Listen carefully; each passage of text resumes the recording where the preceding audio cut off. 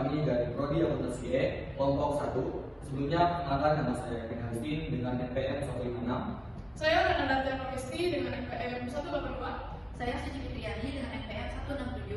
Saya Siva Septiani Salsabila dengan NPM 162.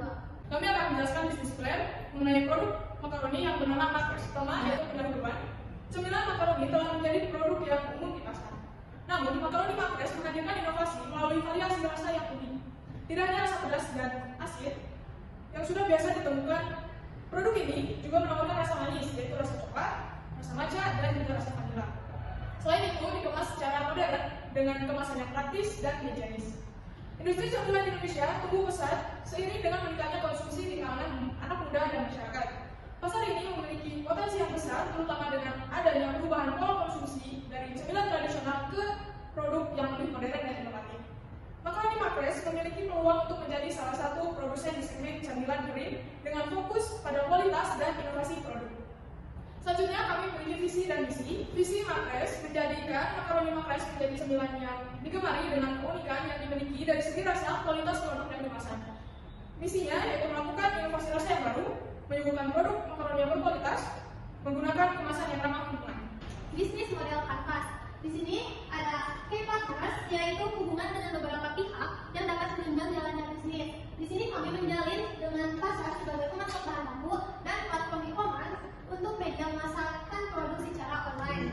Kemudian ada C activity, yaitu aktivitas utama bisnis kami, yaitu memasak, membungkus, dan memasarkan. Kemudian ada K research, yaitu sumber daya yang dibutuhkan dari bisnis kami adalah sumber daya manusia, alat produksi, dan merek. Kemudian ada value proposition, yaitu manfaat atau nilai jual dari bisnis kami. Pertama, Makres sebagai makanan yang renyah, manis, pedas, dan gurih yang berbahan dasar makaroni dengan berbagai rasa dan jenis varian dan cita rasa yang jarang ditemukan.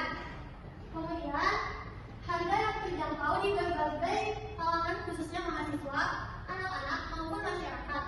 Kemudian, halal tanpa pengawet, pelayanannya juga ramah, dan dikemas dengan rapi dan higienis.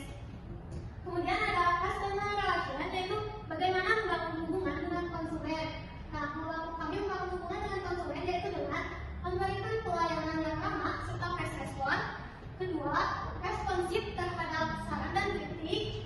Ketiga, bisa dipesan melalui direct selling maupun indirect selling, yaitu bisa melalui WhatsApp. Kemudian memberikan barang pesanan kepada konsumen sesuai apa yang dipesan. Nah, diusahakan tidak akan terjadi kesalahan saat pemesanan. Kemudian ada customer segment, yaitu target konsumen kami, yaitu mahasiswa, pelajar, masyarakat maupun kenalan dekat kami.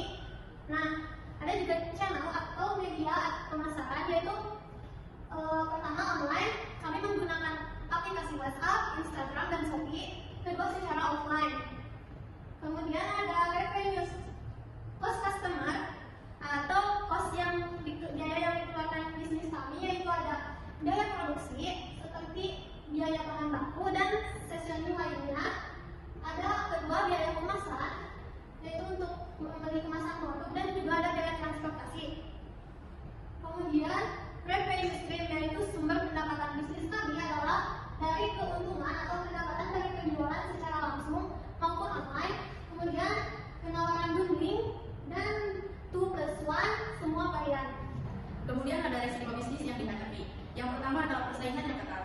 Banyaknya produsen cemilan serupa, baik dari industri makanan maupun pabrik besar, menciptakan persaingan yang ketat dalam hal harga dan kualitas. Cara mengatasinya adalah fokus pada diferensiasi produk, misalnya dengan menciptakan varian rasa unik, meningkatkan kualitas produk, serta memperkuat branding dan kemasan yang menarik. Selain itu dapat juga dengan menawarkan layanan khusus seperti pemesanan online dan pengiriman langsung. Lalu, resiko yang kedua adalah fluktuasi harga bahan baku. Kenaikan harga bahan baku seperti makaroni, bumbu, dan minyak dapat mempengaruhi harga produksi.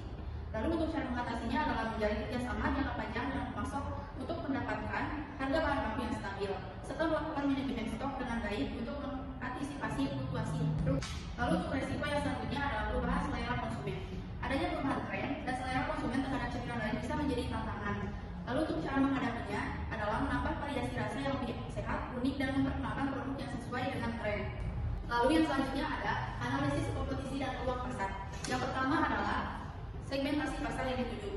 yaitu demografi. Produk makaroni berbagai varian rasa cocok untuk anak-anak, remaja, hingga dewasa. Konsumen utamanya biasanya adalah kalangan pelajar, mahasiswa, dan pekerja muda yang menyukai cemilan praktis. Lalu ada geografi. Target pasar berada di dekat wilayah Universitas Siliwangi hingga daerah lainnya, di mana gaya hidup yang serba cepat membutuhkan cemilan praktis dan nikmat. Lalu ada psikografi. Konsumen yang menyukai makanan ringan, suka mencoba rasa-rasa baru dan unik, serta mengembangkan produk yang terjangkau, tetapi memiliki kualitas yang unik. Lalu ada behavioral. Konsumen yang sering membeli cemilan untuk dikonsumsi di waktu luang saat bekerja atau sebagai teman nonton dengan minat tinggi terhadap produk dengan kemasan menarik dan varian rasa beragam. Yang kedua ada targeting. Makros berfokus pada masyarakat di sekitar Universitas Siliwangi dan umumnya pada masyarakat yang ada di kota Tasikmalaya, yang meliputi masyarakat dan juga mahasiswa. Selain itu, target konsumen Makros meliputi berbagai kalangan mulai dari anak-anak hingga dewasa. Untuk konsumen dengan kategori usia, Makros menyediakan dengan berbagai varian rasa, misalkan rasa original yang dapat dinikmati oleh konsumen anak-anak, sedangkan varian rasa pedas dapat dinikmati konsumen dewasa, serta untuk konsumen pecinta manis, juga kami menyediakan produk makaroni dengan rasa yang manis. Yang ketiga yaitu ada positioning. Usaha cemilan makaroni ini memang sudah banyak ditemukan di pasaran. Namun, pada usaha Makros sendiri mempromosikan sebagian cemilan yang berbeda dari yang lainnya karena menghadirkan rasa unik yang dapat menghadirkan rasa penasaran konsumen. Salah satu kelebihan yang dimiliki oleh Makros adalah harga yang tergolong terjangkau dibandingkan dengan pesaing lainnya. Dan yang selanjutnya yaitu ada analisis SWOT. Yang pertama, strength atau kekuatan, yaitu harga terjangkau sesuai dengan harga pasar tadi, yaitu kalangan pelajar, mahasiswa maupun masyarakat umum. Yang kedua ada bahan-bahan mudah didapat. Yang ketiga tidak menggunakan bahan pengawet. Yang keempat menggunakan bahan yang berkualitas. Yang kelima biaya produksi yang rendah. Yang keenam menyediakan varian rasa yang beragam, yaitu ada original, pedas gurih, coklat, matcha, dan vanila. Dan yang ketujuh pemakaian kemasan yang dapat dimanfaatkan kembali. Dan juga ada weakness atau kelemahan, yaitu yang pertama produksinya mudah ditiru, yang kedua terbatasnya modal atau pemasarannya masih dalam ruang lingkup kecil, yang keempat pesaing yang cukup banyak. Dan yang ketiga ada peluang atau opportunity, yaitu pertama kondisi masyarakat yang semakin konsumtif, yang kedua harga terjangkau, dan yang ketiga banyak diminati setiap orang dari mulai anak, dewasa maupun orang tua.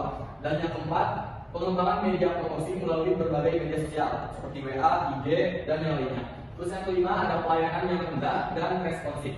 Dan yang terakhir dari analisis SWOT itu ada trik atau ancaman, yaitu yang pertama banyaknya pesaing yang menjual produk dengan harga yang lebih murah. Yang kedua adanya produk yang lebih unggul. Yang ketiga munculnya pesaing yang baru jika produk kita disukai oleh banyak orang. Yang keempat selera konsumen yang berbeda-beda yang dapat menyebabkan adanya kemungkinan produk makaroni dengan rasa manis kurang diterima oleh masyarakat. Kemudian, aspek sumber daya manusia. Makros memiliki rencana sumber daya manusia, yaitu karyawan diberi tugas dan bekerja sesuai dengan jobdesknya, serta bertanggung jawab terhadap tugas yang diberikan dan adanya loyalitas dari karyawan tersebut. Nah, contoh struktur organisasinya yaitu terdiri dari pertama, direktur atau owner. Pada bagian ini, umumnya memiliki sebagai direktur mengemban tanggung jawab atas segala kegiatan usaha. Direktur juga memiliki kewenangan untuk mengatur jalannya kegiatan usaha. Kedua, manajer keuangan. Manajer keuangan dipilih akan bertanggung jawab atas keuangan sebuah usaha, khususnya dalam hal laporan keuangan. Semua transaksi yang terjadi dalam usaha makanan, mulai dari pemasukan hingga pengeluaran. Ketiga, manajer pemasaran. Walaupun terkesan simpel, tapi manajer pemasaran juga memiliki tanggung jawab yang penting dalam berusaha. Pada posisi ini, orang yang diberikan tanggung jawab harus memiliki pengalaman dan kemampuan yang mumpuni untuk merancang, melaksanakan, dan mengevaluasi strategi pemasaran sebuah usaha. Keempat, manajer usaha. Dalam struktur organisasi usaha ini, manajer usaha bertanggung jawab pada bagian produksi, pergudangan, dan distribusi. Biasanya, staf yang diatur oleh manajer usaha lebih banyak dari bagian lain karena berhubungan dengan produksi makanan yang dijual. Untuk selanjutnya yaitu ada aspek perencanaan anggaran dan biaya keuangan. Jadi keuangan yang kita keluarkan untuk memproduksi produk ini yaitu sebesar 370.000. Untuk total produksi yang akan kita buat yaitu sebanyak 70 PCS atau satu PCS-nya itu 70 gram. Harga pokok penjualan total biaya dibagi total produksi yaitu 370.000 dibagi 70 pieces yaitu sebesar 5.285 atau bisa dibulatkan menjadi 5.300 per pieces. Harga pokok penjualan makaroni kemasan 70 gram yaitu sebesar 5.300 pieces. Kami ingin mendapatkan keuntungan sebesar 700 yaitu dari HPP atau harga penjualan per pieces makaroni, maka harga jual yaitu 5.300 ditambah 700 yaitu sebesar 6.000 per pieces. Jadi kami menjual produksi makaroni ini dari kemasan 70 gram sebesar 6.000 per pieces.